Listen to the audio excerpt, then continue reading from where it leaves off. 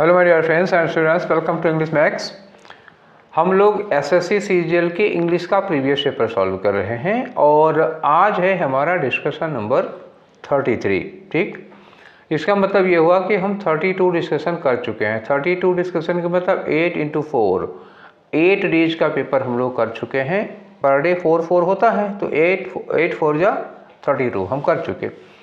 और आज करने जा रहे हैं 26 जुलाई का, 25 जुलाई तक का फिनिश कर चुके हैं। ये हुआ था 2023 में और 26 जुलाई का शिफ्ट 1 है आज। तो 26 जुलाई का चारों शिफ्ट, आज एक शिफ्ट निपटा ही देंगे, 3 शिफ्ट और बचेगा। उसके बाद 27 जुलाई में भी 3 ही शिफ्ट हुआ था, चौथी शिफ्ट का नहीं हुआ था, 3 और। तो आज वाले के बाद आपका 6 पेपर बचेगा। ठीक है, तो चलिए शुरू करते हैं आज का पेपर। और पीडीएफ आप लोगों ने जाहिर सी बात है सॉल्व कर ही लिया होगा। चलिए देखते हैं कि आपके कितने क्वेश्चन गलत हुए हैं और कितने क्वेश्चन सही हुए हैं। खास तौर से हमारा मतलब होगा बाय द वे जो गलत हो गए होंगे वो क्यों गलत हो गए, उनकी जगह पर क्या होना चाहिए। मेरा मेन काम ये होगा। ठीक है, सही आपका जो है वो तो है ही है, गलत क्यों हो रहा है वो हमको एक्सप्लेन करना है और आपको वही सही करना है। इम्प्रूवमेंट इसी को कहते हैं। चलिए ठीक है, स्टार्ट करते हैं। और पहला क्वेश्चन आपकी स्क्रीन पर देखिए, ये रहा। इसमें करना क्या है, आपको बताना है एंटोनिम। एंटोनिम किसका बताना है भाई? अंडरलाइन वर्ड है फ्रूगल। फ्रूगल का मतलब क्या होता है? मितव्ययी, नॉट कंजूस। ठीक है, माइजर नहीं, कंजूस नहीं होता फ्रूगल, मितव्ययी होता है। कंजूस में और मितव्ययी में क्या फर्क होता है? मितव्ययी आदमी इकोनॉमिकल होता है, मतलब जहां आप 12 रुपये खर्च करेंगे वहां वो 10 में काम चला लेगा और उतना ही बढ़िया काम करेगा। तो ये थोड़ा किफ़ायती ढंग से खर्च करता है। ठीक है, तो we lived a very frugal life during our childhood. बचपन में हम लोग बड़ा ही फ्रूगल लाइफ जिए हैं, बड़ा किफ़ायती लाइफ जिए हैं। मेला देखने के लिए 5 रुपये मिलता था, 3 रुपये खर्च करते थे, 2 रुपये उसमें से भी बचा लिया करते थे। ठीक है, ये था हम लोगों का। तो चलिए इसका आपको एंटोनिम बताना है। तो फ्रूगल बचा बचा के खर्च करने वाला, तो एंटोनिम क्या होगा? फिजूल खर्च करने वाला। ठीक है, वियरी का मतलब क्या हुआ? वियरी का मतलब होता है टायर्ड, जो आदमी बहुत थक गया हो। रेकलेस का मतलब क्या होता है? रेक का मतलब क्या होता है? केयर।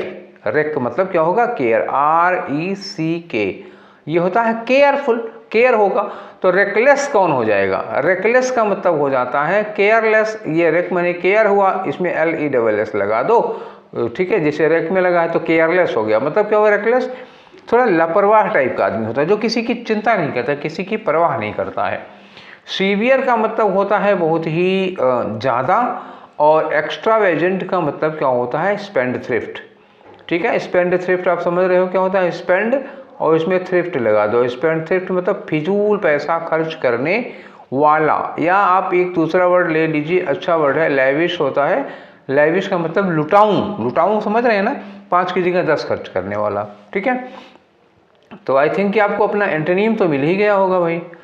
कौन सा होगा? ये फ्रूगल का एंटोनिम क्या होगा? एक्स्ट्रावेजेंट, लैविश और स्पेंड थ्रिफ्ट। ये फिजूल खर्च करने वाले हो गए। ठीक है, एक इडियम है इस पर, play duck and drag. Play duck and drag, ये होता है फिजूल खर्ची करना। ठीक है, चलो आगे बढ़ते हैं, अपना अगला क्वेश्चन करते हैं और क्वेश्चन नंबर 3 पे आते हैं। सॉरी, क्वेश्चन नंबर 2 पे आते हैं। तो इसमें क्या है? वही कोहेरेंट पैराग्राफ का मतलब क्या हुआ? आपको 4 सेंटेंस दिए हैं, A, B, C और D। एक पैराग्राफ के 4 सेंटेंस होंगे और ये क्रम में नहीं होंगे, इनको आपको क्रम में करना पड़ेगा। तो हम स्टार्ट कर लेते हैं। ठीक है, यहीं से A, B यहाँ मिला है, C, D अगले वाले में होगा। देखो, इन कैथोलिक ईस्टर्न ऑर्थोडॉक्स, देखो कामा लगा हुआ है, Catholic, eastern Orthodox, Anglican, oriental Orthodox. अब इनके बारे में डिटेल में नहीं जाएंगे हम, ये यूरोपियन हिस्ट्री है। ठीक है, आप लोग पढ़ लीजिए, इन लोगों को डालिएगा आप नेट पर तो आपको पता चल जाएगा इनके बारे में बताने लगेंगे तो आधा घंटा उसी में लग जाएगा, फिर हम डिस्कस कब कराएंगे। ये जानते हैं क्रिश्चियनिटी के डिफरेंट क्या हैं, इनके भी सेक्ट हैं। कुछ कैथोलिक होते हैं, कुछ लोग क्या होते हैं? ईस्टर्न ऑर्थोडॉक्स होते हैं। एंग्लिकन जो इंग्लैंड में चला था, ओरिएंटल ऑर्थोडॉक्स हो गए, और लूथरियन टीचिंग मतलब हो मार्टिन लूथर के बारे में, जो जर्मनी के मार्टिन लूथर थे जिन्होंने प्रोटेस्टेंट चलाया था। तो जो मार्टिन लूथर की टीचिंग्स हैं, ये सारी चीज़ें इन्होंने कहा, ऑल ऑफ देयर फेथफुल। ठीक है, जितने भी हैं इनमें फेथफुल डिपार्टेड इन हेवन का मतलब क्या हुआ, जितने भी फेथफुल लोग जो इसमें स्वर्ग में रह रहे हैं, आर कंसीडर्ड सेंट्स, इन सब लोगों को क्या कहा जाता है, इनको संत कहा जाता है, सेंट कहा जाता है। Although some are deemed deserving of more praise और इमुलेशन, हालांकि इसमें से कुछ को ऐसा माना जाता है कि वो संत से ज़्यादा सम्मान, संत से ज़्यादा प्रेज के लिए डिजर्व करते हैं, उसके पात्र हैं। ठीक है, ये बात हो गई। मतलब मेन मुद्दा है इसमें कि संत कौन है कि नहीं। मेन जो कहानी चल रही किस पर, कि संत कौन है, यही चल रहा है। आगे चलते हैं। इन रिलीजियस बिलीफ, जो हमारी धार्मिक मान्यता है, जो हमारा धार्मिक विश्वास है, उसमें a saint is a person who is viewed as possessing an uncommon degree of holiness, similarity और प्रॉक्सिमिटी टू गॉड। ठीक है, तो यहाँ पे इन्होंने बताया कि संत कहते किसे हैं। हमारे रिलीजियस बिलीफ में असंत, असेंट का मतलब एक संत वो आदमी होता है जिसको हम इस नज़र से देखते हैं कि उसमें क्या होगी, possessing uncommon degree of holiness, उसमें मतलब हमारी अनुमान से ज़्यादा, हमारे अंदाजे से ज़्यादा पवित्रता होगी, होलीनेस होगा। सिमिलैरिटी होगी करीब करीब उतना, या प्रॉक्सिमिटी मतलब ईश्वर के निकट, करीब ईश्वर जितना पवित्र है उतना पवित्र ये होते हैं जो संत लोग होते हैं, उनको हम लोग ये मानते हैं। ठीक है, अब इसमें क्या मिला आपको कि इसमें संत किसे कहते हैं, उसकी जो हमारी धार्मिक विचारधारा है वो उसके अनुसार क्या होता है। और यहाँ इन्होंने कुछ एग्जाम्पल्स दिए हैं, इनको इनको इनको इनके जो दिवंगत जो स्वर्गीय संत हैं उनको, मतलब उन लोगों को संत की श्रेणी में रखा जाता है। ठीक है, चलो ये हो गया, संत पर ही ये पूरा पैराग्राफ है। आगे बढ़ते हैं तो हम देखते हैं कि नेक्स्ट वाले में सी आपका और डी। सी में लिखा है the term saint. The term saint का मतलब ये जो टर्मिनोलॉजी है, ये शब्दावली है, however is use differently depending on the setting and denomination. तो सेटिंग मतलब किस एरिया का, देखो ये ज्योग्राफी पर डिपेंड करता है, किस एरिया का है, किस भौगोलिक क्षेत्र का है।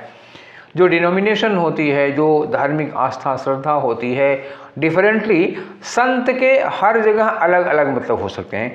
मतलब भारत में, इंडिया में जो हिंदू संत है, महात्मा है, वो यहाँ संत का मतलब कुछ और हो सकता है, क्रिश्चियनिटी में सेंट का कुछ और मतलब हो सकता है अमेरिका में सेंट का कुछ और मतलब होता है।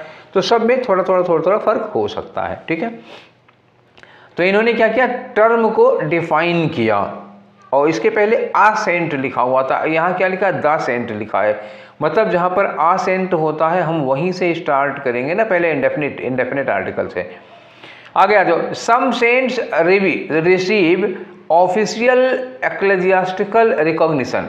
सम सेंट्स मतलब कुछ संतों को, अब कुछ की बात करें, आल की बात नहीं कर रहे हैं, यहाँ कुछ की बात हो रही है। ध्यान रखना, आल पहले होता है और सम बाद में होता है। Ecclesiastical recognition and as a result, परिणाम ये होता है कि a public cult of veneration, veneration होता है सम्मान, through the process of canonization in the Catholic church और glorification in the Eastern Orthodox church. तो एक कैनोनाइजेशन क्या होता है, जब हम किसी व्यक्ति को संत की उपाधि देते हैं वो हो जाता है। तो कुछ संतों को, कुछ सेंट्स को ऐसी उपाधियां प्राप्त हुई हैं, ऐसा सम्मान प्राप्त हुआ है। ठीक है, अब हम चलते हैं आपका इसको अरेंज करते हैं, आप बताते हैं कि सबसे पहले क्या होगा। तो मैंने ये बताया ही था यार, जहाँ पे होगा ना आ सेंट, आ हम कह रहे हैं कि पूरा पैराग्राफ 4 का 4 संत पर है, और इसमें आ से जहाँ से शुरू हुआ, जहाँ इन्होंने स्टार्ट किया है वो पहले होगा। उसके बाद इस टर्म को क्या है, द टर्म सेंट, ये इसको हम एक्सप्लेन करेंगे। तो बी कहाँ, किस में था, जिसमें हम संत की स्टार्टिंग किए थे। तो ये देखो क्या है, यहाँ लिखा है a saint. In religious belief a saint is, एक संत ऐसा व्यक्ति होता है, बी से फिर उन्होंने कहा द सेंट, तो आ के बाद ये द लगा दो, बी के बाद सी लगा दो, बी के बाद सी लगा लो। अब उसमें क्या करोगे कि अलग अलग ले लोगे, ये कैथोलिक हो गए, ईस्टर्न हो गए, एंग्लिकन हो गए, ओरिएंटल हो गए और लूथरियन हो गए, इनको ले लो। और फिर उसमें से कुछ को हम क्या करेंगे, जो डी में बताया गया है, इनमें कुछ को, जैसे यहाँ पे ये लिखा है ना, कुछ लोग, यहाँ देखो नीचे लिखा है although some are deemed deserving of more praise, इनमें कुछ को इससे ज़्यादा प्रेज या इससे ज़्यादा मान सम्मान कि ये हकदार थे कि पात्र थे। और इसके ठीक बाद में अगर हम ले लें कौन सा, ये डी वाला, तो और सम, जिसे वहाँ पे सम कहा और यहाँ पे सम कहा, कुछ ये है, कुछ ये रिसीव किए और कुछ वो रिसीव किए। फिर मैं आपको दिखाता हूँ कौन सा वाला, ये बी वाला, ए सी वाला, एक सेकेंड, ए वाले में है ना, हाँ ठीक है, ये रहा आपका, हाँ यहाँ ये कुछ ये हैं कुछ नाम, ठीक है, डी में सम था और कुछ 3-4 यहाँ गिनाए और कुछ डी में गिनाए, तो कुछ यहाँ कुछ वहाँ, तो इसका मतलब ए के बाद डी लगा दो और बी के बाद सी लगा दो, बी सी ए और डी। तो आंसर देखते हैं बी सी ए और डी हमको कहाँ मिलता है। बी सी ए और डी ये मिला आपको, बी सी ए और डी, ये वाला आंसर होगा चौथा वाला। बढ़े ना आगे, आपको यकीन है ना जो मैं बताया हूँ वो सही है, ठीक है, आगे चलते हैं। अब आपका क्वेश्चन नंबर 3 हुआ। Question number 3 one word substitution से रिलेटेड है। अब देखो, which can not B red, जिसको पढ़ा नहीं जा सकता, ठीक, अपठनीय, या तो इतनी गंदी स्पेलिंग होगी जो पढ़ने लायक नहीं, कोई पढ़ ना पाए। देखो, इनविजिबल का मतलब क्या होता है, इनविजिबल जो दिखाई नहीं देता हो। इलेजिबल, इलेजिबल का मतलब होता है जो पढ़ने लायक ना हो, जिसको पढ़ा नहीं जा सकता, डिफिकल्ट टू रीड, ये हो गया। इलिटरेट का मतलब अनपढ़ होगा, ये पर्सन होता है। Illiterate is a person who is unable to read और write, and illegible is something which can not be read, मतलब एक ऐसी चीज है जो ऐसी भाषा में है या ऐसी स्पेलिंग में, ऐसी स्पेलिंग लिखी है, इतना गंदी राइटिंग है जिसको पढ़ नहीं पा रहे हैं, वो इलेजिबल होगा। इलेजिबल क्या होता है, ये समथिंग होती है, और इलिटरेट क्या होगा, समबडी होगा, कोई पर्सन होता है। इनऑडिबल का मतलब क्या होता है, जो सुनाई ना दे, ऐसी आवाज़ जो हमको सुनाई ना दे, ठीक है। तो ये आपको 4 के चारों नेगेटिव मैंने बता दिए, जिसमें आपका आंसर था सेकेंड वाला, ठीक है। नेक्स्ट पे आ जाओ। तो नेक्स्ट आपका है भैया क्वेश्चन नंबर 4। क्वेश्चन नंबर 4 में क्या करना है, आपको एक ऐसा सेंटेंस सिलेक्ट करके बताना है जिसमें नो स्पेलिंग एरर हो, जिसमें कोई स्पेलिंग एरर नहीं होती है। लिखा द चिल्ड्रंस प्लेइंग, भैया चिल्ड्रन ऑलरेडी प्लूरल है और need not be used S to make plural. Children वो प्लूरल ही है, उसमें एस लगा के प्लूरल बनाने की कोई ज़रूरत नहीं होती है, ठीक है। दूसरा है the children playing in the kindergarten almost broke the window of the principles car. तो करीब करीब ये सेंटेंस तो हमको एकदम ठीक लग रहा है, कहीं कोई गलती नहीं नज़र आ रही है। यहाँ जो the principal the children playing in the kindergarten, garden नहीं होता, किंडरगार्टन होता है, ठीक है। और यहाँ भी किंडरगार्टन लिखा हुआ है तो ये नहीं होगा, और चिल्ड्रंस भी लिखा हुआ है, और ऑलमोस्ट में डबल एल लगा हुआ है, दो गलतियाँ हैं।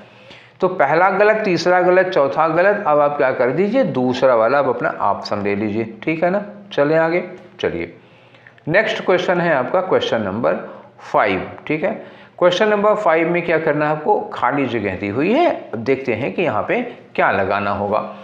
लिखा है Shakuntala Devi was born on 4 नवंबर, ठीक है, अब आज ही के दिन ना, हाँ ठीक है। Shakuntala Devi was born on 4 नवंबर 1929, ठीक है, आज ही के दिन नहीं भाई, ये तो 1 महीना पहले की बात है, या तो 4 दिसंबर है यार, ठीक है। अच्छा, in her childhood C dash to school, अपने बचपन में सी डैश टू स्कूल। अब भाई देखो, या तो गई रही होंगी या तो नहीं गई रही होंगी, दो चीज़ हो सकते हैं। अपने बचपन में सी, अच्छा कोई हेल्पिंग वर्ब नहीं लगी है।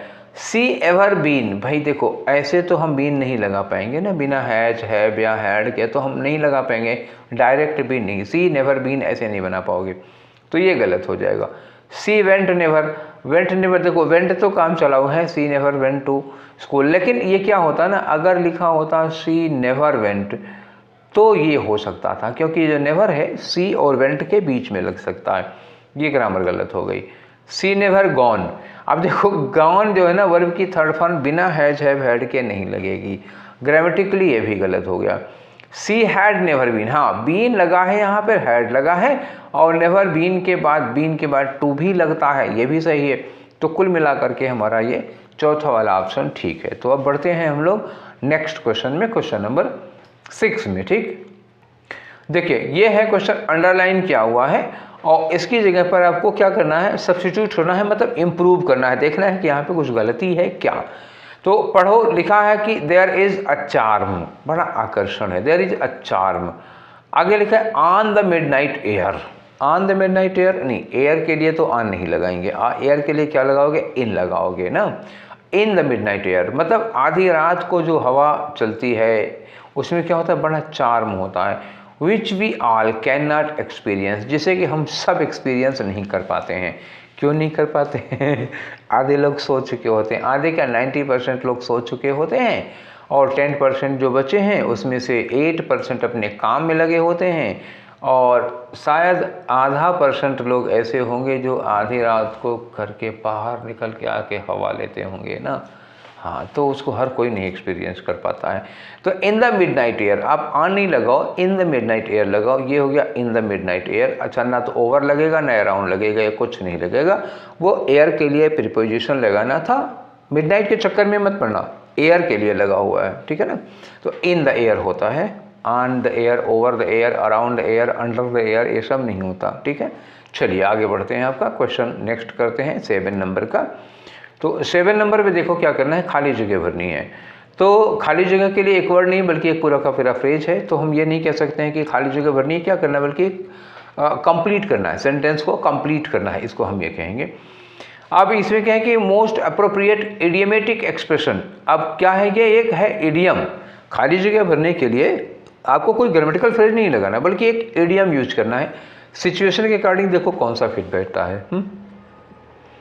Anita keeps on repeating that, Anita बार बार ये रिपीट करती है, ये बात बार बार दोहराती है कि सी इज इनोसेंट, मतलब बार बार कहती है कि वो इनोसेंट है, बार बार कहती है वो इनोसेंट है। बट लगने का मतलब ये हुआ कि अब उसका उल्टा जाना है, ठीक है ना। But there is dash, but there is dash का मतलब क्या हुआ, अनीता, फिर से चलते, अनीता बार बार कहती है कि वो इनोसेंट है, इनोसेंट है, इनोसेंट है, किंतु किंतु किंतु लगा, मतलब क्या हुआ, कुछ तो गलती है, कुछ तो गलती है। अब इसके लिए यहाँ पर देखो कौन सा फ्रेज फिट हो रहा है, कौन सा इडियम फिट हो रहा है।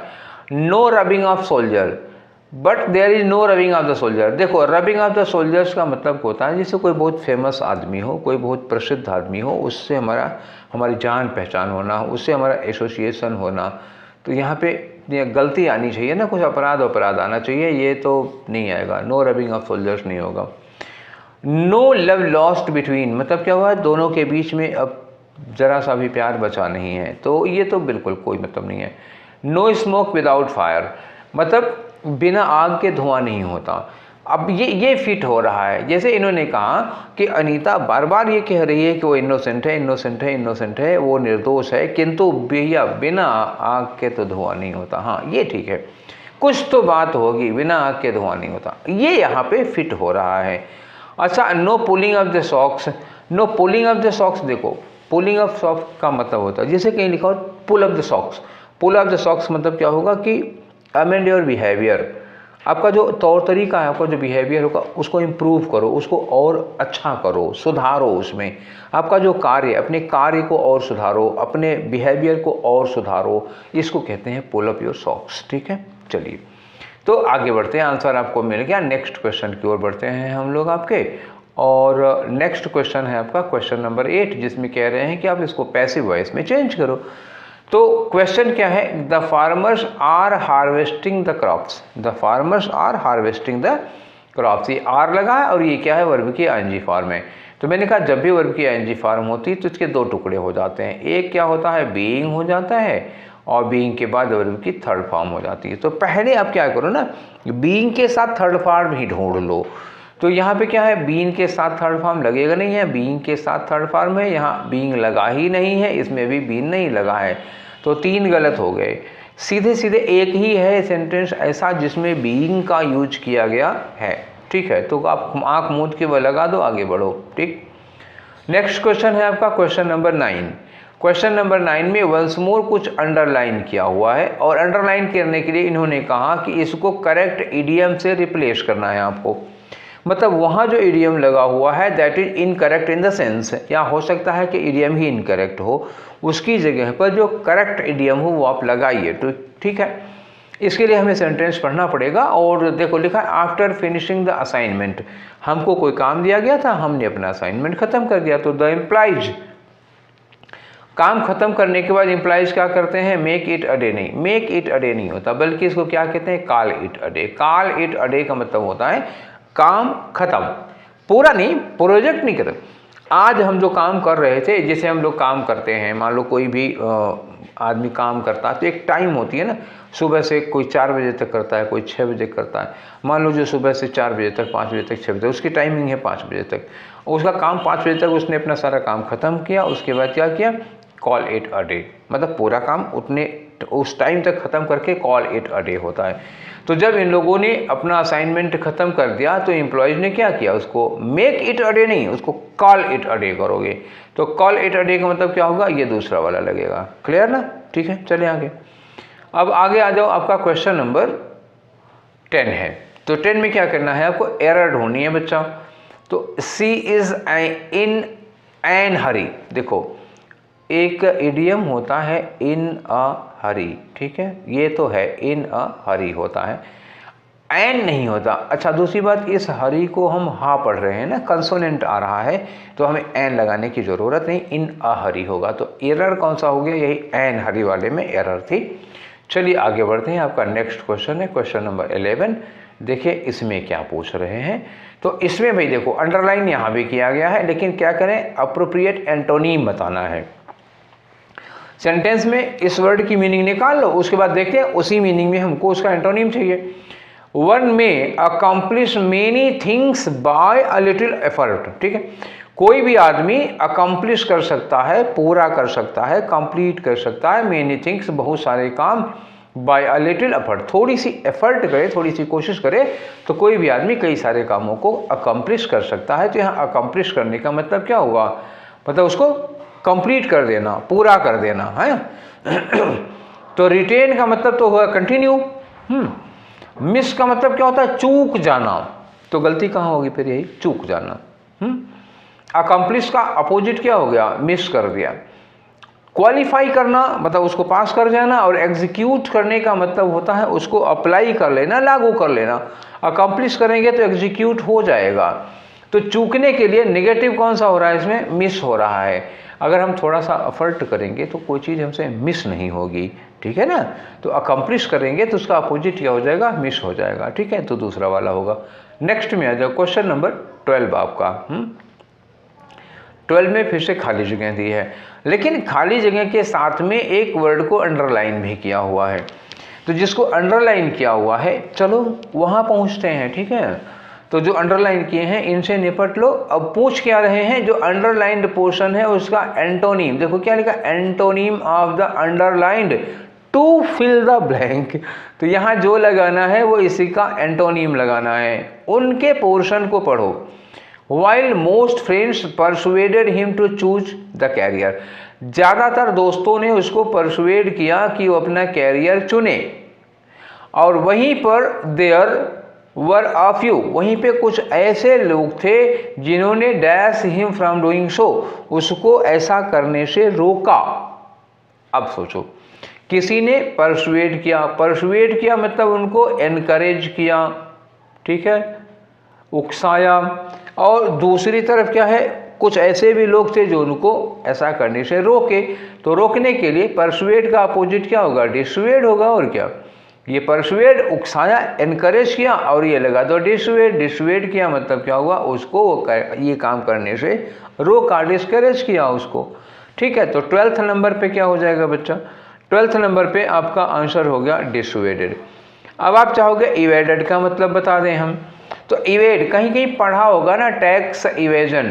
तो इवेड करना क्या होता है, जैसे लोग कर वगैरह चोरी करते हैं ना, किसी ना किसी बहाने इधर ऊट पटांग कोई काम करके टैक्स में चोरी करते हैं, टैक्स बचाते हैं, तो ये सब चीज़ होती है, उसको इवेड करते हैं, इवेडेड हो गया। बम्बार्डेड का मतलब बमबारी की, और सिचुएटेड का मतलब बताने की ज़रूरत नहीं है, आप जानते ही होंगे। नेक्स्ट में आ जाते हैं आपका क्वेश्चन नंबर 13 में। अब देखो 13 में है तो फिलर का, लेकिन 2-2 फिलर दिए हुए हैं और 2-2 ऑप्शन भी दिए हुए हैं, ठीक है। तो चलो देखते हैं पहले वाले फिलर में क्या लगेगा और दूसरे में क्या लगेगा। ऑप्शन देखो तो सब में क्या लिखा है, dose dose dose dose dose, ठीक है। और देखो गजब भाई, क्या बात है एसएससी की, पहले में भी डोज, दूसरे में भी डोज, देखो सब में डोज डोज डोज डोज ही दिया हुआ। तो जरा संभल के बच्चा, ये जो DOSE होती है, ये होती है खुराक। क्या होती है? खुराक, डोज। डॉक्टर जो दवा देते हैं तो वही कहते हैं 1 डोज दवा, 2 डोज दवा। और ये जो DOZE होता है, इस वाले डोज का मतलब होता है ना झपकी लेना। झपकी लिखने जा रहा हूँ, गलत हो जाएगा, झपकी, ठीक है ना, झपके लेना, ठीक। तो 2 है, आप पहले मैंने बता दिया 2 का मैटर है। तो ये DOSE वाला डोज जो होता है वो खुराक होता है, और DOZE डोज जो होता है वो क्या होता है? झपकी होती है। चलो ढूंढते हैं। Soon after the doctor gave her the next, क्या डॉक्टर ने उसको नेक्स्ट क्या दिया होगा? ये डोज दिया होगा, DOSE वाला, DOZE वाला तो नहीं होगा। और उसके बाद क्या होगा? पेशेंट बिगेन टू डैश, जैसे ही डॉक्टर ने उसको अगली खुराक दी, वो क्या करना था? झपके लेना शुरू कर दिया। तो दूसरे में क्या लगाओगे? डोज। तो फर्स्ट वाले में ये वाला डोज, दूसरे वाले में ये वाला डोज। ढूंढ लो अपना ऑप्शन कहाँ पे है। तो ये रहा हमारा, फर्स्ट में कौन सा? ये वाला डोज, और दूसरे में क्या हो गया? ये वाला, हाँ नीचे आओ यहाँ पे, ठीक है, ये वाला डोज हो गया। समझ गए ना बात को? ठीक है, तो दूसरा वाला आंसर ठीक है। आगे चलते हैं हम लोग, नेक्स्ट क्वेश्चन करते हैं आपका। और नेक्स्ट क्वेश्चन है क्वेश्चन नंबर 14। देखो लंबा चौड़ा हेल्दी हाथी जैसा क्वेश्चन है। 4 ABCD है, और इसमें क्रम वही एक पैराग्राफ के 4 सेंटेंस इन्होंने स्कैटर कर दिए हैं, डिसऑर्डर कर दिए हैं। तो ये तो हम लोग करते ही रहे हैं, चलो इनको भी करते हैं। Android began in 2003। एंड्रॉइड, अब आपको क्या बताना है एंड्रॉइड क्या होता है। Android began in 2003 as a project of American technology company Android Inc, ठीक। क्यों? To develop an operating system for digital cameras. ये हुआ, समझ ही गए होगे। इन 2004, क्रम में चलते रहो यार, यहाँ 2003 है, यहाँ 2004 है, तो लगाते रहो इसको, A के बाद B लगाओ, सन तो लगे हुए हैं। ये देखो 2005 लिखा हुआ है, तो A B के बाद D लगा दो, कहानी ख़त्म हो गई, ठीक है। चलो इनको भी पढ़ लो। In 2004 the project changed to name to become an operating system for smartphones. 2003 में इन्होंने ये किया था, डिजिटल कैमराज के लिए ऑपरेटिंग सिस्टम बनाया था। और 2004 में इन्होंने अपना प्रोजेक्ट चेंज करके क्या कर दिया? उसको स्मार्टफोन के लिए कर दिया। अब उसके बाद 2005 में आ जाओ, जाहिर सी बात है 2005 वाला काम 2004 वाले के बाद ही में हुआ होगा, उसके पहले नहीं हुआ होगा। यहाँ 5 में है कि एंड्रॉइड जो है वो क्या है? Was bought by American search engine company Google that transformed the OS into what is today. समझ में आ गया? 2005 में गूगल ने खरीद लिया इसको। तो A, B और D ये तो एकदम से मतलब क्रम में लगे ही हैं। इतने पे आपका आंसर ढूंढो तो ABD इसमें नहीं है, ABD इसमें है, ABD इसमें, ABD इसमें भी है, ABD इसमें नहीं है, ये 2 कट गया, ठीक है। अब हमें देखना है कि A से स्टार्ट होगा या C से स्टार्ट होगा। C को पढ़ लो, लिखा है Android is an operating system for cellular telephones and tablet computers. ये इंट्रोडक्शन है, ये क्या है? ये एंड्रॉयड का इंट्रोडक्शन है। तो इंट्रोडक्शन पहले कर देते हैं, तो CABD होगा, आपका दूसरा वाला आंसर करेक्ट होगा। आगे बढ़ जाते हैं, चलिए आपका क्वेश्चन नंबर 15 बच्चा। तो 15 में कह रहे हैं इनकरेक्टली स्पेल्ड वर्ड बताओ। परसीवरेंस, PERSEVE, ठीक है, ये परसीवरेंस में कोई गलती नहीं है, हाँ नहीं है, कोई गलती नहीं। परसीवरेंस का मतलब होता है निरंतरता, लगातार हम किसी काम को करते रहते हैं, लगन कह सकते हो इसको। तो इसकी स्पेलिंग सही है तो आंसर नहीं होगा। प्रीपोंडरेंस, प्रीपोंडरेंस की स्पेलिंग एकदम से सही है। प्रीपोंडरेंस का मतलब होता है ना डोमिनेंस, आप कहीं पर हावी हैं किसी चीज़ में, या आप ये कह सकते हो ना किसी चीज़ को आप प्रधानता देते हैं, प्रिफरेंस देते हैं। प्रीपोंडरेंस आप प्रिफरेंस को भी कह सकते हो। प्रिजर्वेशन का मतलब होता है किसी चीज़ को आप संरक्षित करके, प्रिजर्व करके रखे हुए हो, ठीक है। तो इसकी भी स्पेलिंग सही, आंसर नहीं होगा। तो अब प्रिफरेंस में देखो बच्चा, प्रिफरेंस में PRE होता है, फिर FER होता है, ठीक है ना। डबल F नहीं होता, काम खत्म। अब बाद में ANCE होता ही है प्रिफरेंस में, ठीक हो गया ना आंसर, ठीक है। बढ़े आगे, चलो नेक्स्ट क्वेश्चन आपका ये रहा 16 नंबर का। 16 में क्या कर रहे हैं तो सेंटेंस को आप एक्टिव वॉइस में लिखो। तो यहाँ लिखा है वर टॉर्न। देखो बच्चा, जब वर के साथ वाज के साथ थर्ड फॉर्म लगी होती है, दैट मीन्स ये किससे बना है, वर्ब की सेकेंड फॉर्म से बना है। तो वर्ब की सेकेंड फॉर्म क्या होगी आपकी, TORA, टीयर, टॉर, टॉर्न। तो सेकेंड फॉर्म क्या होगी, टॉर। ढूंढो पहले आप टॉर ढूंढो। एक यहाँ टॉर लिखा है, एक यहाँ टॉर लिखा है, यहाँ टीयर और टीयर्स लिखा हुआ, ये दो कट गए। अब हमको क्या करना है, यहाँ बाई जैक लिखा है तो दोनों में जैक लिखा हुआ है, ठीक है। जैक टोर, जैक टोर। यहाँ क्या लिखा है, दोज 4 पेजेस, दोज 4 पेजेस में यहाँ लिखा है दीज 4 पेजेस। तो दोज की जगह इन्होंने दीज कर दिया, ये गड़बड़ हो गया। यहाँ दोज का दोज मिला हमको, चौथा वाला आंसर। देखो कभी कभी ऐसे धोखे होते हैं, द हटा दिया, आ लगा था, आ की जगह दा लगा दिया, दा की जगह आ लगा दिया, दीज का दोज कर दिया, दोज का दीज कर, बाकी दो ग्रामर सही थी उसकी। इसमें जो चेंज में वर्ब का चेंज होता है वो एकदम सटीक थी, बस खाली द, दीज, दोज, इतने का फर्क आ गया। लेकिन जो पैसिव में होगा, जो एक्टिव में होगा, ठीक वही अगर चेंज करने पर भी होगा, ठीक है। ये दीज का दोज डायरेक्ट से इनडायरेक्ट बनाते समय चेंज होता है ना, जबकि 2023 में कोई डायरेक्ट इनडायरेक्ट का क्वेश्चन नहीं आया था। नेक्स्ट क्वेश्चन करते हैं हम लोग। अगला क्वेश्चन आपका क्या है, एरर, ग्रामेटिकल एरर का क्वेश्चन है। लेकिन इसमें ग्रामेटिकल एरर जानते हैं, एक ही सेंटेंस, यही वाला जो सेंटेंस है, ये देखो 4 बार लिखा हुआ है, इसमें पार्ट्स को अंडरलाइन किया है। अब इसके पहले भी एरर में यही होता था, पहले एक ही सेंटेंस में चारों पार्ट को अंडरलाइन कर देते थे, पूछते थे किस में है। अब इन्होंने 4 बार लिखा है, बात वही है। देखो यहाँ क्या लिखा है इन्होंने, देखो यही वाला सेंटेंस जो यहाँ पे लिखा है वो यहाँ पे भी लिखा है, हम उसको पढ़ेंगे नहीं, यहाँ पढ़ते हैं। When Mrs. Sinha came to see Varanasi in 2019, जब मिसेस सिन्हा 2019 में वाराणसी आई थी, तो she has already been teaching there for 3 years, तो वहाँ पहले से ही 3 साल से वो पढ़ा रही थी। अब ये बताओ, when Mrs. Sinha came क्या है, पास्ट में, जब वो यहाँ आई थी 2019 में, तो यहाँ जब उन्होंने वाराणसी को विजिट किया था तो उसके पहले वो 3 साल पहले से यहाँ पढ़ा चुकी थी, 3 साल पहले पढ़ा, 5 साल पहले पढ़ा चुकी थी। तो ये देखो आई हैं पास्ट में और उसके पहले ही पढ़ाई हैं, तो हैज कैसे हो गया भाई, उसके पहले से पढ़ाई हैं तो यहाँ क्या होना चाहिए, हैड होना चाहिए। तो हम जो गलती ढूंढ रहे थे किस पार्ट में गलती है, यहाँ देखो फॉर 5 ईयर्स, अच्छा फॉर 5 ईयर्स में तो कोई गलती नहीं है। अब यहाँ लिखा इन 19, अब यहाँ केम लिखा, केम वर्ब की सेकंड फॉर्म है, पास्ट इंडेफिनिट है, इनके साथ 2019 लगा, ये भी ठीक है, तो ये वाला भी करेक्ट है, कोई दिक्कत नहीं है। When Mrs Sinha came to see Varanasi, अब इस वाले पोर्शन में भी कोई गलती नहीं है, गलती एक ही जगह होगी ना, गलती किस में है, Nupur had already been teaching there. जब मिसेज सिन्हा वाराणसी घूमने के लिए आती हैं तो नूपुर वहाँ पहले से ही 5 साल हो गया था नूपुर को वहाँ पे पढ़ाते हुए, तो नूपुर जो है वो मिसेज सिन्हा के 5 साल पहले वहाँ आई थी, इसलिए ये हैज़ नहीं, मिसेज सिन्हा के आने के भी पहले होगा। मिसेज सिन्हा आई पास्ट इंडेफिनिट में, तो नूपुर वहाँ आई होंगी पास्ट परफेक्ट में, ठीक है ना, इसलिए हैज़ का हैड होना चाहिए, पहला वाला आंसर होगा।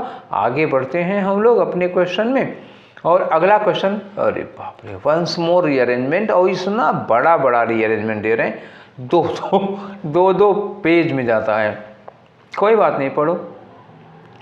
India has an upbeat vision of the liberal non violent relatively pluralistic democracy with non threatening global leadership. ठीक, इन्होंने कहा इंडिया के पास है, कैसी है, अपबीट विजन ऑफ लिबर, किसका अपबीट विजन है, अपबीट विजन का मतलब जो अभी तक कभी डिफीट नहीं हुआ। अब इन्होंने कहा कि विजन कैसा, लिबरल है, हम उदारवादी हैं, नॉन वायलेंट अहिंसक हैं, relatively pluralistic democracy. Pluralistic democracy का मतलब क्या होता है कि जिसमें कई धर्म के, कई संप्रदाय के, कई मतलब विविधता वाली डेमोक्रेसी हमारे पास, with non threatening global leadership, मतलब हमारी जो ग्लोबल लीडरशिप है, ठीक, ग्लोबल हमारी लीडरशिप, उसमें कोई नॉन थ्रेटनिंग मतलब कोई खतरा ही नहीं है। आगे, एपिक्स फ्रॉम माइथोलॉजी, जो हमारे माइथोलॉजीज हैं, जो हमारे पौराणिक कथाएं हैं, उसमें से जो एपिक्स हैं, जैसे कि महाभारत हो गया, रामायण हो गया, आर लाइकेंड टू क्लासिक किससे मैच करते हैं? Classic Greek works like Odyssey and Iliad, Odyssey और इलियड से मिलते जुलते हैं। और बिटवीन कब के? 1 and 1000 AD, 1 and 1000 AD, मतलब सन 1 से सन 1000 के बीच के हैं ये सब। इंडिया वाज लॉडेड, लॉडेड का मतलब प्रशंसा होना, इंडिया की तारीफ होती थी। India was appreciated as the golden bird, India को सोने की चिड़िया कहा जाता था फॉर इट्स जीडीपी, क्योंकि यहाँ की जीडीपी मतलब क्या हुआ? सकल घरेलू उत्पाद बहुत ज़्यादा था, मतलब बहुत अमीर था India. Which was higher than China at the time, उस समय इंडिया की जो जीडीपी थी वो चाइना से बहुत ज़्यादा थी, इसीलिए इंडिया को सोने की चिड़िया कहते थे। ठीक है, नेक्स्ट में आ जाओ। नेक्स्ट में क्या है? ल्यूमिनरीज, ल्यूमिनरीज का मतलब क्या होता है? महात्मा कहे जाते हैं, हमारे जो गाइड होते हैं, हमारे मार्गदर्शक। Luminaries like Mahatma Gandhi and Rabindranath Tagore as well as the arts of, ये एक तो ये लोग हो गए, दूसरी ओर आर्ट्स ऑफ लिटरेचर, आर्ट्स है जो साहित्यिक कला है, म्यूजिक है, डांस है, सॉफ्टवेयर इंडस्ट्री है हमारा आयुर्वेदा है। इन सारी चीज़ों ने क्या किया? Generate a staggering array of soft power asset that highlight India's appeal to the world population, जो हाईलाइट करती है इंडिया की अपील को वर्ल्ड की पॉपुलेशन के लिए। आगे लिखा विद अशोका, बुद्धा एंड गांधी, देखो यहाँ पर भी इन लोगों का नाम दिया हुआ है, और यहाँ भी लिखा with Ashoka, Buddha and Gandhi serving as the primary leaders, जो हमारे प्राइमरी लीडर के रूप में सर्व किए हैं। Indians are known for their core values of respect, India को उनकी कोर वैल्यू, कौन सी कोर वैल्यू? रेस्पेक्ट की कोर वैल्यू, हार्मनी की कोर वैल्यू, और फ्रैटर्निटी मतलब होता है ना भाईचारा, बंधुत्व की जो को हमारी कोर वैल्यू है, इसके लिए इंडिया को जाना जाता है। ठीक है, तो इसमें चलिए हम देखते हैं क्या ऑर्डर लगेगा। सबसे पहले हमें क्या करना पड़ेगा? इसमें जो लग रहा है सबसे पहले वो आ रहा है, अब यहाँ पे एग्जाम्पल दे ल्यूमिनरीज लाइक है, तो ये तो फिलहाल बाद में आ जाएगा। लाइक लगा रहे हो, और इसमें देखो आधे लोगों का नाम यहाँ दिया हुआ है, कुछ विद यहाँ लिखा है, कुछ और लोग भी दिए हुए हैं, तो मतलब हम सी के बाद डी लगा दें, ये हमको उचित लग रहा है। ठीक है, क्या कर दें? सी के बाद डी लगा दें। बचा मैटर ए बी का, तो ए बी में चलो देखते हैं ए बी में क्या लगाना है, पहले इसको क्लियर करते हैं फिर बताते हैं आपको। इसमें कहा कि ये epics from mythologies, Mahabharata and Mahabharata classic, तो ये बाद की बात होगी। ये जो एग्जाम्पल ये तो प्रूव कर रहे हैं ना, महात्मा गांधी की बात हो गई, अशोक की बात हो गई। अच्छा, अब इसमें क्या हो गया? इसमें इकोनॉमी में आ गया, जीडीपी की बात हो गई, इंडिया की चाइना से कंपेरिजन किया, तो इसको क्या कर दो ना, बी वाला लास्ट में कर दो, और ए वाला जो लिखा है कि इंडिया का जो अपबीट विजन है, लिबरल, नॉन वायलेंस, ये सब चीज़ें, ये हमारे सेंटेंस को क्या करें, हमारे पैराग्राफ को स्टार्ट कर रहे हैं, इंट्रो दे रहे हैं। क्लियर? तो ए पहले कर लो, ए हो गया, और ए के बाद क्या हो गया? बी सी नहीं, सी बी होगा पहले, उसके बाद डी आपका क्या हो जाएगा? लास्ट में हो जाएगा। क्लियर है? तो इसमें जो सेटिंग आई वो ए है, सी है, डी है, और ये बी वाला हमने कहा था ना लास्ट में रखना है, ए सी डी और लास्ट में बी। ठीक, चलिए ढूंढते हैं, ए सी डी और लास्ट में बी कहाँ है? ए से स्टार्ट होना, ये दो हैं, तो ये बी लास्ट में इसी में जा रहा है, सी डी साथ में यही है, क्योंकि सी डी ही होना पड़ेगा साथ में, और कोई उपाय नहीं है। ठीक है, तो ये तीसरा वाला होगा। अब आ जाओ अपने नेक्स्ट क्वेश्चन पे। ठीक है, तो नेक्स्ट क्वेश्चन रहा आपका क्वेश्चन नंबर 19। तो इसमें कहा इन्होंने कि एंटोनिम बताना है किसका, जो अंडरलाइन किया हुआ है। टीडीएस का मतलब क्या होता है? जब हम काम करके थक जाते हैं या फिर बहुत बोर हो जाते हैं, दो चीज़ होगी, या तो थके हैं या तो बोर हो गए हैं। तो the professors lectures are very conventional and so tedious, और इतने ज़्यादा टीडीएस। टीडीएस मतलब क्या हुआ? वेरी कन्वेंशनल एंड सो, अब जब बहुत कन्वेंशनल होंगे मतलब बहुत पुराने टाइप के होंगे तो टीडीएस होंगे। टीडीएस का मतलब यहाँ क्या हो जाएगा? बोरिंग हो जाएगा। लेक्चर है ना तो थकाऊ नहीं होगा, लेक्चर होगा तो क्या होगा? बोरिंग होगा। बोरिंग, अच्छा बोरिंग मिला तो, लेकिन पूछा एंटोनिम है जबकि ये साइनोनिम है। आइडल का मतलब भी सुस्त हो जाएगा, तो ये भी नहीं लगेगा, ये भी इंटरेस्टिंग। अच्छा हाँ, ये एंटोनिम दिया हुआ है ना, इंफॉर्मेटिव ना, तो एंटोनिम मतलब टीडीएस इंफॉर्मेटिव, ये अपोजिट जा रहा तो है, क्योंकि टीडीएस का अपोजिट हो सकता है इन्फॉर्मेटिव, लेकिन अगर इंटरेस्टिंग दिया होगा तो ज़्यादा सटीक एंटोनीम होगा। ये दोनों तो साइनोनीम हो गए, इनको गोली मारो, अब ये इंटरेस्टिंग वाला ले लो। अगर इंटरेस्टिंग ना होता बाय द वे तो हम इंफॉर्मेटिव ले लेते। ठीक है, चलिए आगे बढ़ते हैं। अगला क्वेश्चन आपका आ गया आपकी स्क्रीन पर, और ये है क्वेश्चन नंबर 20 में आपको साइनोनिम बताना है किसका, highlighted word in the given sentence, और इत्तेफाक से मैंने इसमें कुछ हाईलाइट किया नहीं है, this is mistake on my part. ठीक है ना, हमको यहाँ पे हाईलाइट कर देना चाहिए था, और जो हाईलाइटेड पार्ट है वो कौन सा है, मॉर्टल है। ठीक है, यही है। अब आपको उसका साइनोनिम बताना है। मॉर्टल का मतलब क्या होता है, नश्वर होता है, जिसकी वजह से डेथ हो सकती है। A strong man is a mediator between divine and mortal fate. तो मॉर्टल का मतलब क्या हुआ, जो मनुष्य की नश्वर फेट है। ठीक है, तो मॉर्टल के लिए देखो, ओवरजॉयड का मतलब क्या होगा, बहुत ज़्यादा खुश हो जाना। लेथल का मतलब क्या होता है, जानलेवा। लेथल का मतलब क्या होगा, जानलेवा, जिसको आप कह सकते हो फैटल।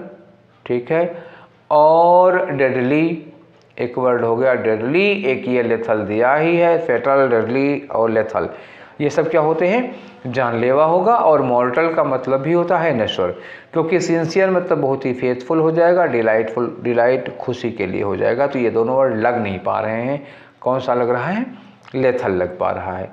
ठीक है, अब आगे बढ़ जाते हैं हम लोग। तो क्वेश्चन नंबर 21 से लेकर के 25 की कहानी क्या है आप लोग ऑलरेडी जानते हैं। ये क्लोज टेस्ट है, एक पैराग्राफ है जिसमें 5 खाली जगहें हैं, उनकी जगह पे सुटेबल वर्ड क्या लगेंगे आगे से ढूंढेंगे हम लोग। पढ़ के देखो, वी नो इनफाइनाइटली। इनफाइनाइटली का मतलब क्या हुआ, मतलब असीमित रूप से हम एक चीज जानते हैं। Dash about the wealthy people of Egypt than we do about the ordinary people, as most monuments were made for the rich। ठीक है, ये हो गया। तो इन्होंने कहा कि हम जो इजिप्ट में जो भी मॉन्यूमेंट्स हैं उसमें हम अमीरों के बारे में ज़्यादा जानते हैं, किसकी अपेक्षा, गरीबों की अपेक्षा। ठीक है ना, यहाँ लिखा है ना। तो अब यहाँ देखो, यहाँ लगा है दैन, बच्चा कहाँ लगा है दैन, अभी तो देखा था हम लोगों ने, ये लिखा है दैन। ठीक है, तो अगर बाद में दैन लग गया तो अब पहले क्या लगाओगे, मच लगाओगे, मोर लगाओगे, मोस्ट लगाओगे। जाहिर सी बात है, दैन लगा है तो कहीं ना कहीं कॉम्परेटिव आना चाहिए था, और हमारे जानने की मात्रा पर ये क्वेश्चन है। तो much, we know much, we know much, we know very much ये कहते, वी नो अलॉट कहते, लेकिन हम कह रहे हैं उनसे ज़्यादा उनके बारे में जानते हैं, उनसे ज़्यादा यहाँ दैन लगा, तो यहाँ जाहिर सी बात है मच की कंपैरेटिव डिग्री मोर होगी, और ये फिक्स फिलर है, या तो लेस हो जाए। We know infinitely less about wealthy people, लेकिन इजिप्ट के जो पिरामिड्स हैं उसमें अमीरों के बारे में ही सब कुछ ज़्यादा दिया हुआ है। खैर जो भी होगा, मोर या लेस आगे देखेंगे, यहाँ कंपैरेटिव ही होगा फिलहाल। आगे चलो। Houses in which ordinary Egyptians lived have not been preserved. वो घर जिनमें ऑर्डिनरी इजिप्शियन रहते थे, मिस्र वाले रहते थे, हैव नॉट बीन प्रिजर्व्ड, उनमें से किसी को बचा के रखा नहीं गया है। And when most people died, अब जब ज़्यादा से ज़्यादा लोग, अधिकांश लोग जब मरते थे, किसकी बात हो रही है, कॉमन पीपल की, जब वो लोग मरते थे तो दे वर डैश इन सिंपल ग्रेव्स, उनको साधारण सी कब्रों में क्या कर दिया जाता था। तो क्या किया जाता था, यहाँ कुछ पूछने की ज़रूरत ही नहीं है, उनको दफना दिया जाता था। दफनाने की अंग्रेजी क्या होगी, बरीड। दूसरा वाला भी फिक्स है, क्योंकि यहाँ ग्रेव्स लिखा है, जलाने की बात ही नहीं आ सकती, उनको दफनाया जाता था। पहला भी और दूसरा भी फिक्स हो गया। Most of our traditional sources of information, जो हमारे पारंपरिक सोर्स ऑफ इंफॉर्मेशन है, वो dash the kingdoms are monuments.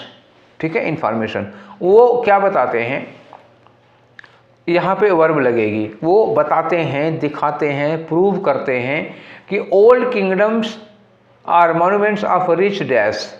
तो रिच कौन होंगे, मतलब रिच राजा वगैरह होंगे, रिच पीपल होंगे, पिरामिड्स एंड टम्ब्स। ठीक है, अब आगे लिखा कि इवन पैपरी, ठीक है, even papyri came mainly from pyramid temples.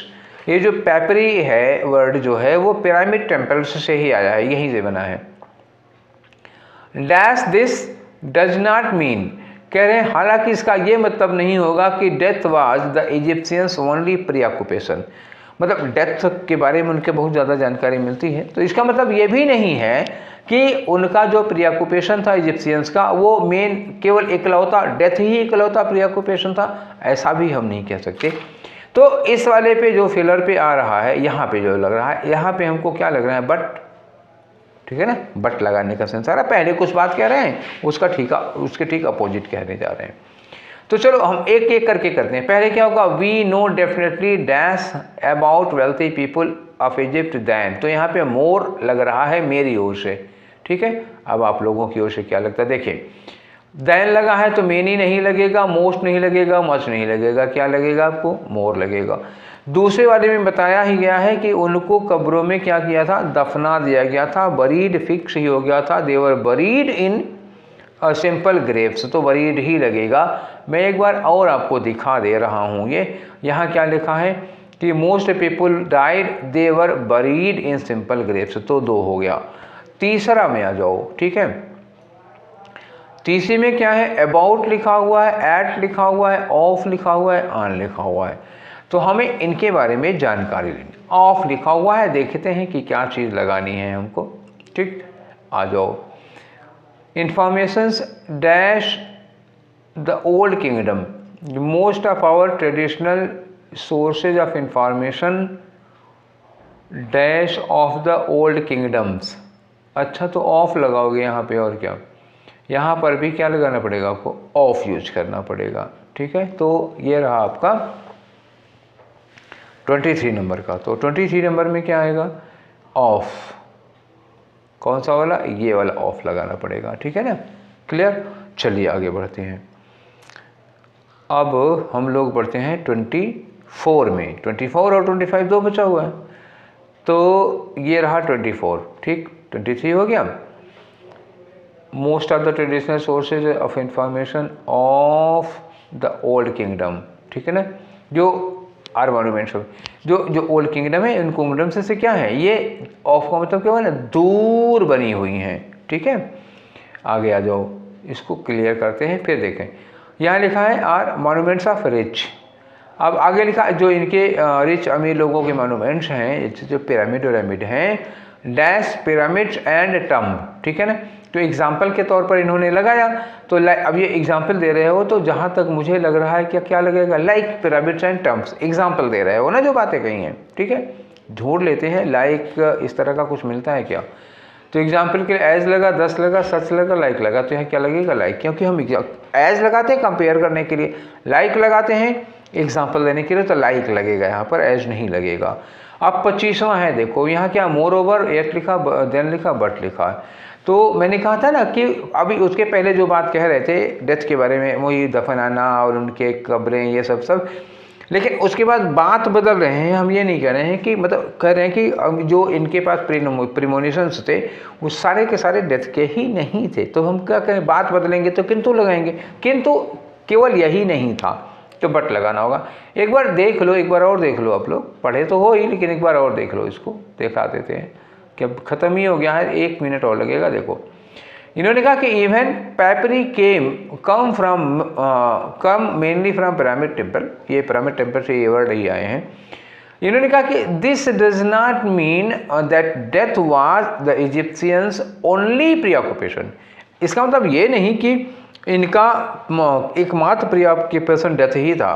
तो पहले वाली बात में डेथ की बात कर रहे हैं, यहाँ कह रहे हैं कि किंतु ऐसा नहीं है, तो किंतु ऐसा नहीं है तो क्या लगाओ, बट लगाओ, और क्या लगाओ, सामान्य बोलचाल में हम लोग यही यूज करते हैं, ठीक है। तो ये बट लग गया अगले वाले में, ठीक है।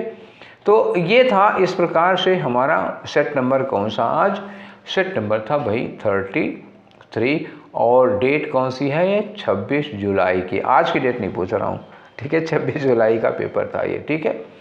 अब 1 दिन का और बचेगा, तीन पेपर इसमें है, एक दिन 27 वाला है, उसमें भी 3 ही है, तो उसके बाद ये खत्म हो जाएगा, ठीक है। तो धीरे धीरे हम लोग सीजीएल को ख़त्म करने के कगार पे आ गए हैं। आगे आप लोगों को क्या करना है, 2 बच्चों ने अपनी फरमाइश डाल दी है, कुछ बच्चों को सीबीओ का मेंस का चाहिए था, और कुछ बच्चों को, मतलब अभी उसका फार्म आ गया है ना, क्या कहते हैं, इंटेलिजेंस ब्यूरो का, तो मैं एक दिन इंटेलिजेंस ब्यूरो पर आप लोगों से बात करूँगा, और उसकी तैयारी के बारे में भी हम लोग डिस्कस करेंगे कि कैसे उसकी तैयारी करनी है। अच्छी खासी वैकेंसी है, कई दिन के काफ़ी दिन के बाद आई है, तो इंटेलिजेंस ब्यूरो पे अब तैयार कर लीजिए, ठीक है। तो ये सेशन यहीं पर वाइंड अप करते हैं। जो 2 बच्चों की डिमांड है उसको छोड़ करके अगर आप लोगों को और कोई, मैं देखो जितने जो कहा है वो मैं कराऊंगा, ठीक है। इसीलिए मैं आप लोगों से पूछता हूँ कि आप बताइएगा कि आपको क्या करना है, तो वो मैं करवा दूंगा, ठीक है। तो फिर मिलेंगे हम लोग कल वाले सेशन में। तब तक खाते पीते मस्त रहिए, आप पढ़ाई का ध्यान जरूर दें। मैं कहता हूँ खाते पीते मस्त रहो, जिसका मतलब कि खा पी के मस्त मत रहो, पढ़ाई पर ध्यान रखो, पढ़ाई करते रहो। सेहत अच्छी रहनी चाहिए, जाड़ा आ गया है, खूब खाओ लेकिन दबा के नहीं, थोड़ा थोड़ा खाना, नहीं नींद आएगी, ठीक है। और रजाई में बैठ के बिल्कुल मत पढ़ना, क्लियर। चलो फिर मिलते हैं कल हम लोग इसी समय पर। Till then take care, thank you.